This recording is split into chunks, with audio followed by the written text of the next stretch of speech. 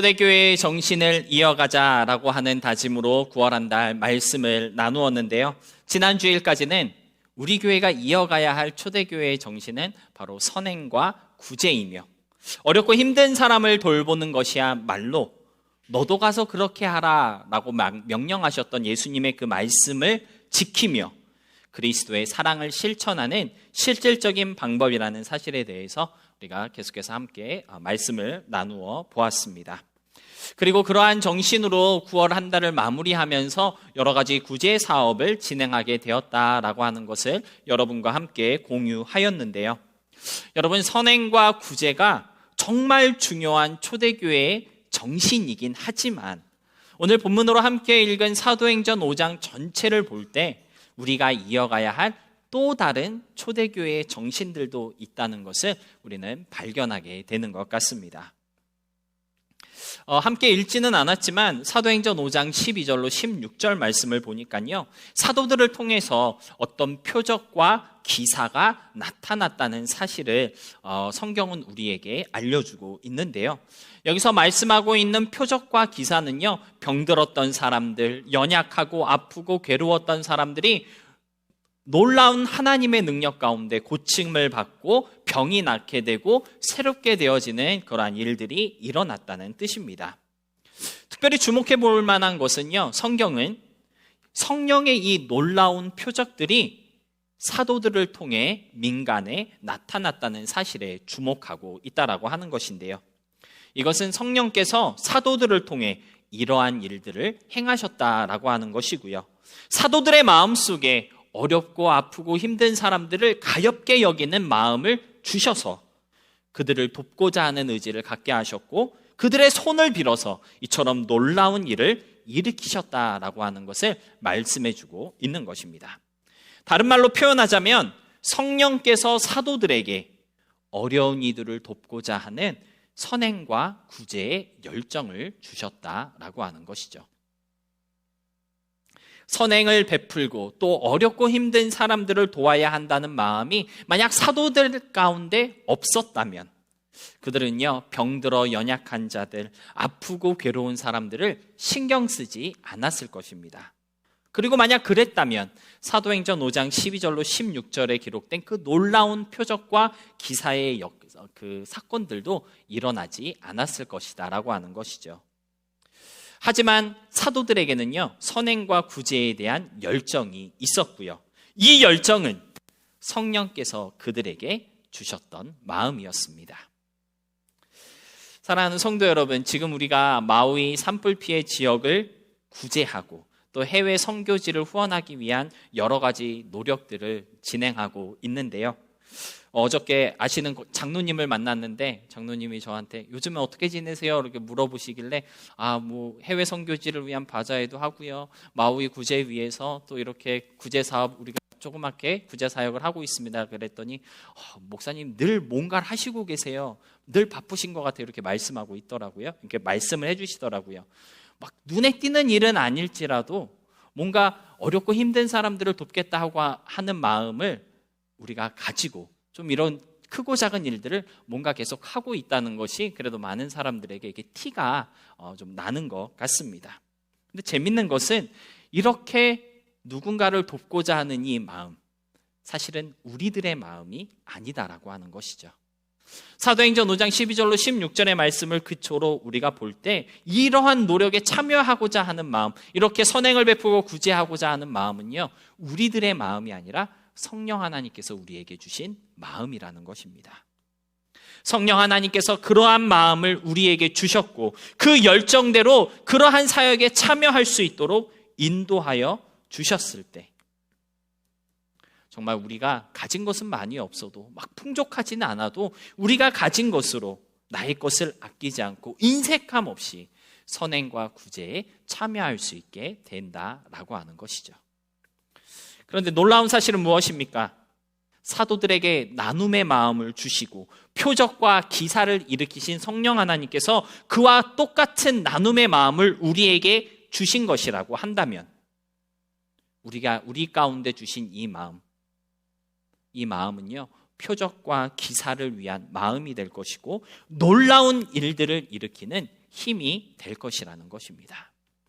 더 나누는 교회가 너무 작은 교회고 보기에는 참 연약한 교회이긴 하지만 성령께서 우리에게 선행과 구제를 위한 마음을 주셨고 또 그 마음을 담아 실질적으로 어떠한 일을 하게 하셨을 때 우리는 연약하다 할지라도 이 마음을 우리에게 주시고 이 마음대로 역사하게 하신 성령 하나님께서는 이 마음을 통해 표적과 기사를 일으키시고 놀라운 일이 일어나도록 역사해 주실 것이다 라고 하는 것이죠. 지난주에 특별헌금으로 이러한 나눔에 동참해 주신 분들이 계신데요. 액수가 중요한 것이 아닙니다. 성령께서 여러분의 마음 가운데 참여하고 싶다, 돕고자 하는 그러한 마음을 주셨을 때 그 마음을 주신 성령의 인도하심대로 순종하였다라고 하는 것이 정말 중요한 것이고요.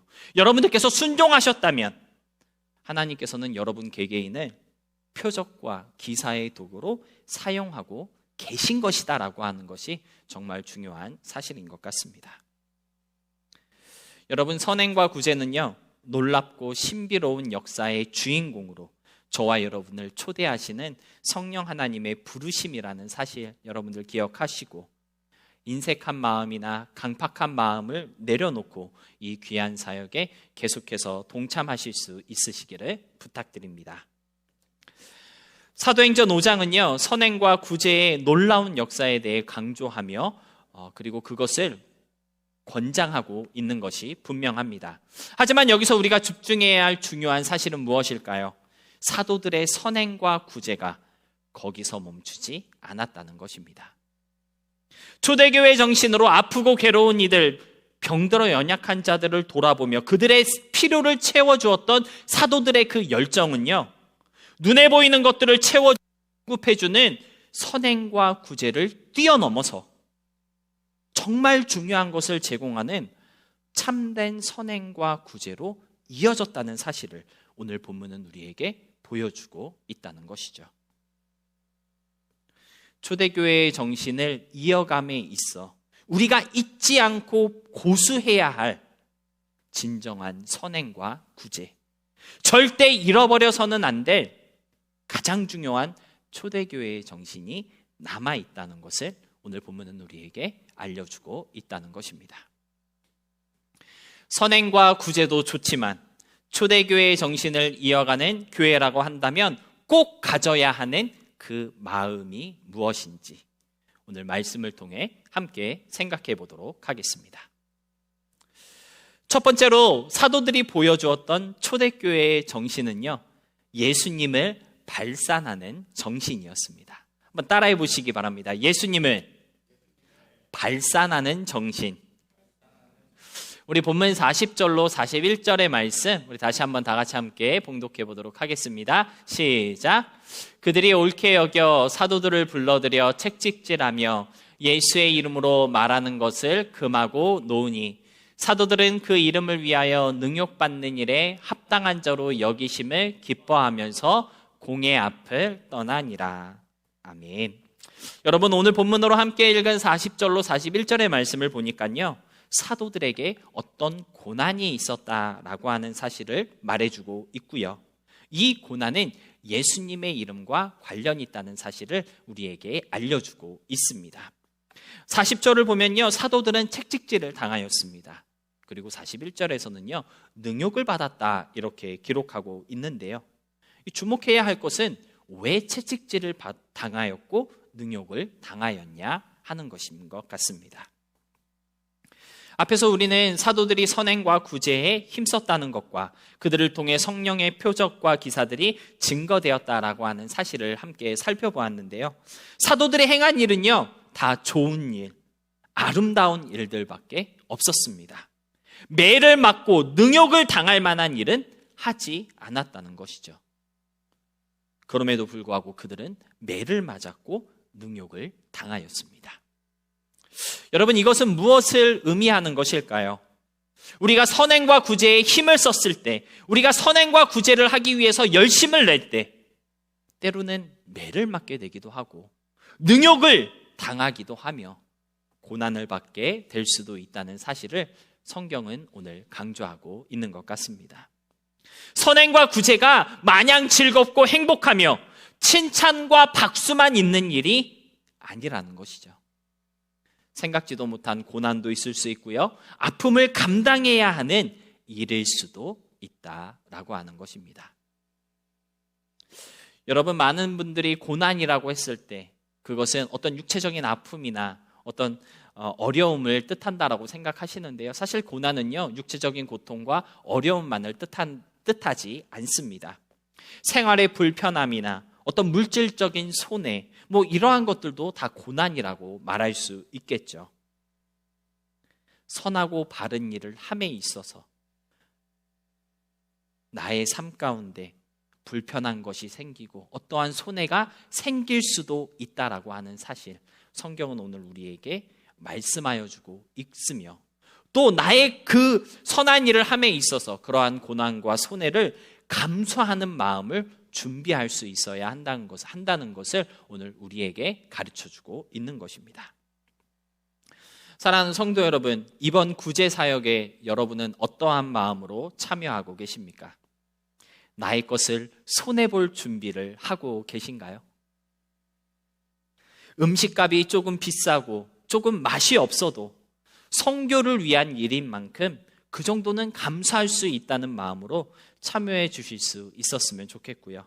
마우이 지역의 수많은 사람들의 고통을 위해 나의 것을 기꺼이 양보하는 마음으로 사랑의 손길 나누어 주시기를 부탁드립니다.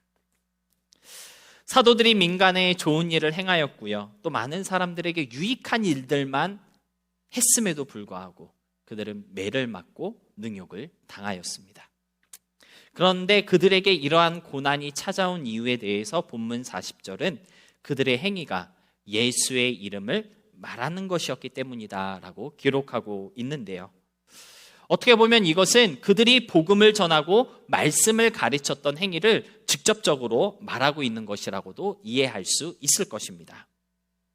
하지만 말하였다라고 하는 이 말을 원어로 살펴보면요, 이 단어는 헬라어로 렐레오라고 해서 그 뜻은 발산하다, 발표하다라는 뜻을 가지고 있는 단어이었습니다.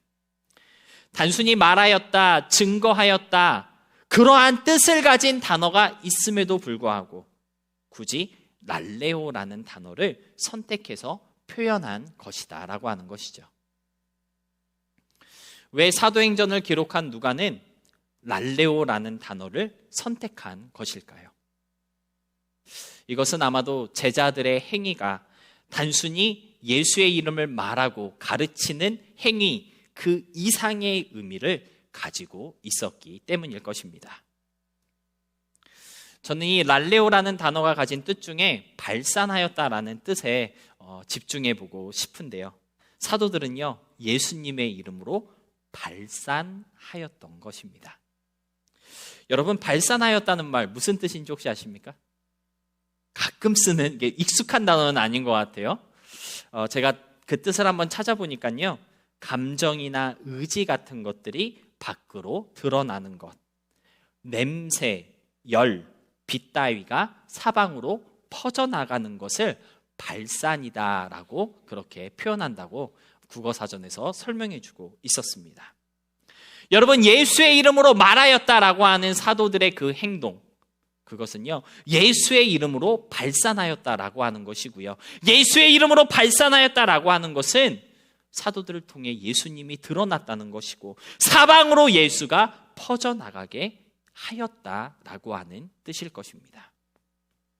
사도들의 선행과 구제가, 그들이 했던 그 모든 일들이 예수님을 드러내는 모습이었다라고 하는 것이고요.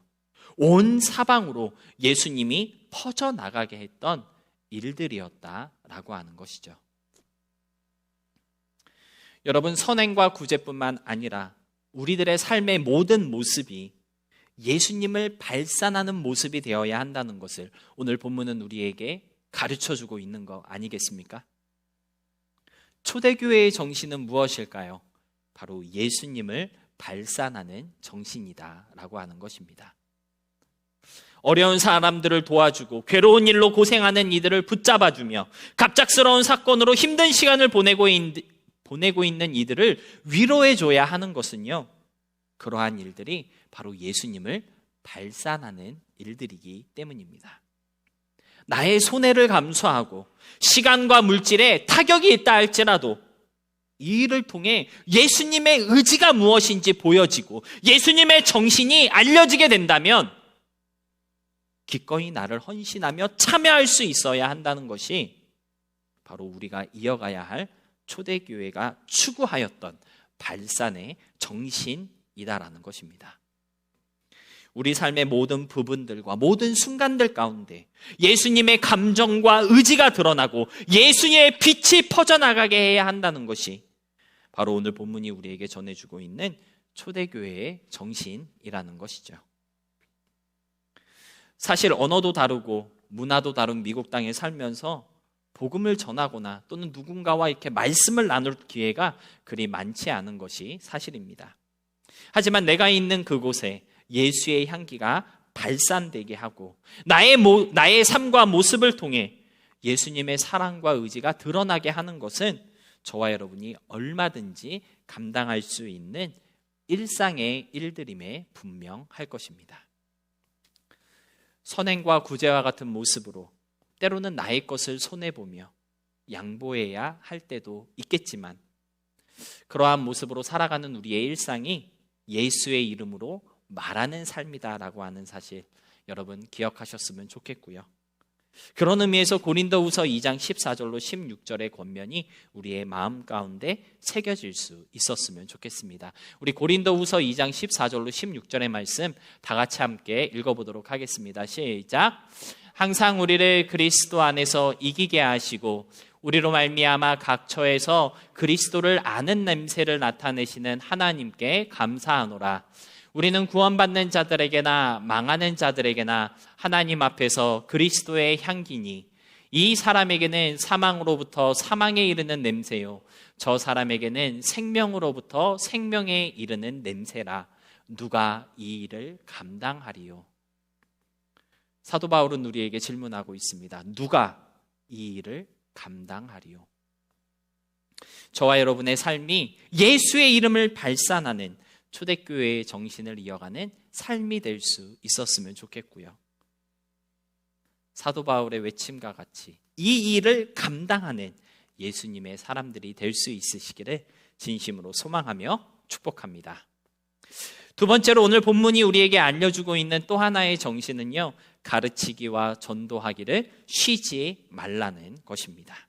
우리 본문 42절의 말씀 함께 보도록 하겠습니다. 시작. 그들이 날마다 성전에 있든지 집에 있든지 예수는 그리스도라고 가르치기와 전도하기를 그치지 아니하니라. 여러분, 성령께서 주신 마음으로 선행과 구제에 참 전심전력하였던 사도들과 초대교회 성도들은요, 계속되는 고난과 핍박 속에서도 예수를 발산하는 정신을 놓지 않았는데요. 그런 그들의 정신은 언제 어디서든지 예수를 가르치고 전도하는 일로 이어졌다는 사실을 오늘 본문 42절은 우리에게 보여주고 있습니다. 여러분, 초대교회는 어떤 교회이었을까요? 오늘 본문 말씀을 기초로 볼 때 초대교회는요, 예수를 가르치고 전하는 일에 진심이었던 교회였습니다. 선행과 구제에만 집중하는 교회이었던 것이 아니라 말씀을 전하고 가르치며 기도하는 일에 소홀하지 않은 교회이었다라고 하는 것이죠. 그리고 이러한 사실은 사도행전 6장 2절로 4절에서 더욱 분명하게 증거되고 있는데요. 우리말 성경으로 사도행전 6장 2절로 4절 말씀 함께 보도록 하겠습니다. 시작. 그리하여 12사도들은 제자들을 모두 불러놓고 말했습니다. 우리가 음식을 분배하는 일로 인해 하나님 말씀 가리키는 사역을 소홀히 여기는 것은 옳지 않습니다. 형제들이여, 여러분 가운데 성령과 지혜가 충만하다고 알려진 사람 7명을 뽑으십시오. 그러면 이 임무는 그들에게 맡기고 우리는 기도하고 말씀을 가르치는 일에 온 힘을 기울이겠습니다. 여러분, 사도행전 6장 2절로 4절에서 우리가 주목해야 할 것이 두 가지 있다고 볼 수 있겠습니다. 첫 번째는 무엇일까요? 말씀 가르치는 사역을 소홀히 하는 선행과 구제는 옳지 않다는 것입니다. 선행과 구제가 정말 중요하긴 하지만 선행과 구제 때문에 말씀을 전하거나 말씀을 가르치는 일 또는 기도하는 일을 소홀히 하는 것은요, 옳지 않다라고 초대교회는 우리에게 말해주고 있고요. 두 번째는 그러기 때문에 사도들은 기도하고 말씀을 가르치는 일에 먼저 온 힘을 기울였다라고 하는 것입니다. 이 말은요, 선행과 구제가 덜 중요하다라는 뜻이 아닙니다. 선행과 구제도 너무 중요하지만 말씀 가르치는 것과 기도하는 일도 절대 소홀할 수 없다는 뜻입니다. 왜 그렇습니까? 앞에서 나누었던 것처럼 선행과 구제도 결국 예수님을 보여주고 나타나는, 예수님을 발산하는 것이 목적이기 때문인데요. 그렇기 때문에 예수를 가르치고 전도하는 일에도 늘 최선을 다해야 하는 것입니다. 여러분, 우리 더 나누는 교회가 올바르게 초대교회의 정신을 이어가는 교회 되기 위해서는요, 무엇보다 예수를 가르치고 전도하는 일에 진심인 교회가 되어야 할 줄로 믿습니다. 사람들 보기에 선한 일, 착한 일, 덕이 되고 본이 될 만한 일, 정말 억수로 많이 하는 교회가 된다 할지라도 예수를 올바르게 가르치지 않고 예수를 전하지 않는 교회라면 그 교회는 제대로 된 교회라고 말할 수 없을 것입니다. 성령이 세우시고 성령께서 역사하시는 교회는요, 예수를 가르치고 전하는 일을 그치지 않는 교회라는 사실, 여러분 기억할 수 있어야 하겠습니다. 그런데 오늘 본문은 정말 아주 구체적으로 무엇을 가르치고 전해야 하는지 말씀해 주고 있는데요. 단순히 예수를 가르치고 전하였다라고 하지 않았고요. 본문 42절을 보면 예수가 그리스도이심을 가르치고 전하였다라고 본문은 오늘 우리에게 알려주고 있습니다. 따라서 무엇을 가르치는 교회, 무엇을 전하는 교회 되어야 할까요?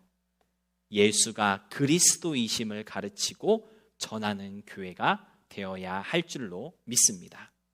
예수가 그리스도라는 것을 가르치고 전하는 것이 바로 우리가 이어가야 할 초대교회의 정신이며 모습이라는 사실을 오늘 본문은 우리에게 되새겨주고 있는 것입니다. 그런데 여러분, 예수가 그리스도다라고 하는 것을 가르치고 전하기 위해서는 먼저 예수가 그리스도라고 하는 것이 무엇을 의미하는 것인지 우리가 먼저 알아야 하지 않을까요? 여러분은 예수가 그리스도다라고 하는 이 명제를 들었을 때 어떠한 내용들이 떠오르며 무엇을 전해야 하는 것인지 그 핵심이 파악되십니까? 믿음 생활이라고 하는 것은요, 예수님을 믿는다라는 고백만으로 교회를 왔다 갔다 하는 것이 아닙니다. 무엇을 믿는 것인지, 왜 그걸 믿어야 하는 것인지, 그 믿음의 결국은 무엇인지 핵심을 이해하며 믿을 때 그것이 진짜 능력 있는 믿음이 될 수 있는 것입니다. 사랑하는 성도 여러분, 예수가 그리스도다라고 하는 이 사실이 여러분에게는 어떤 의미가 있으십니까? 성경은 우리에게 무엇을 말씀하며 알려주고 있는지 여러분은 알고 계십니까? 또는 관심은 있으신가요?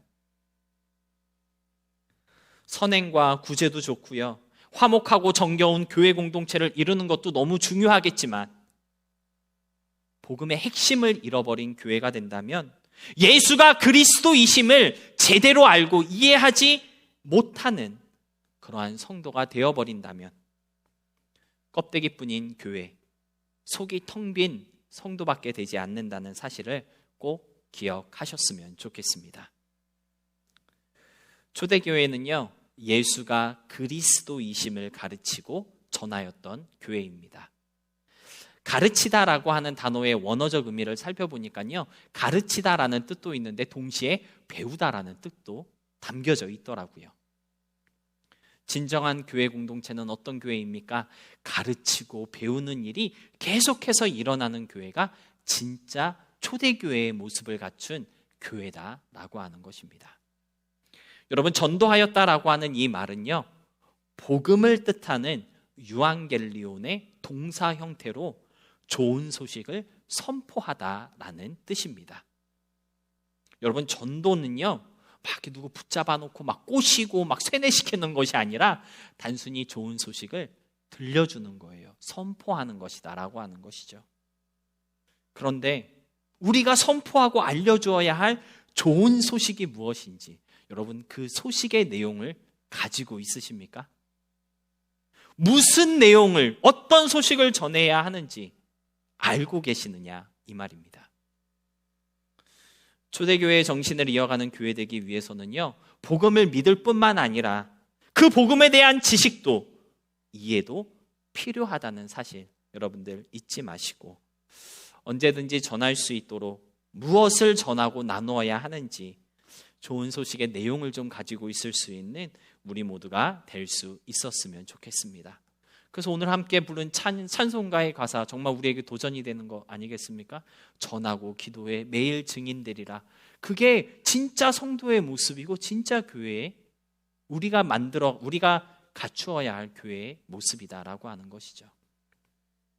전하지 않으면 그 사랑을 알 수 없다는 것, 여러분들 꼭 기억하시고, 나는 무엇을 전해야 하는지, 내가 전해야 할, 내가 들려주어야 할, 내가 선포해야 할 좋은 소식이 무엇인지 좀 복음의 핵심을 이해하고 가지고 있을 수 있는 우리가 되었으면 좋겠습니다.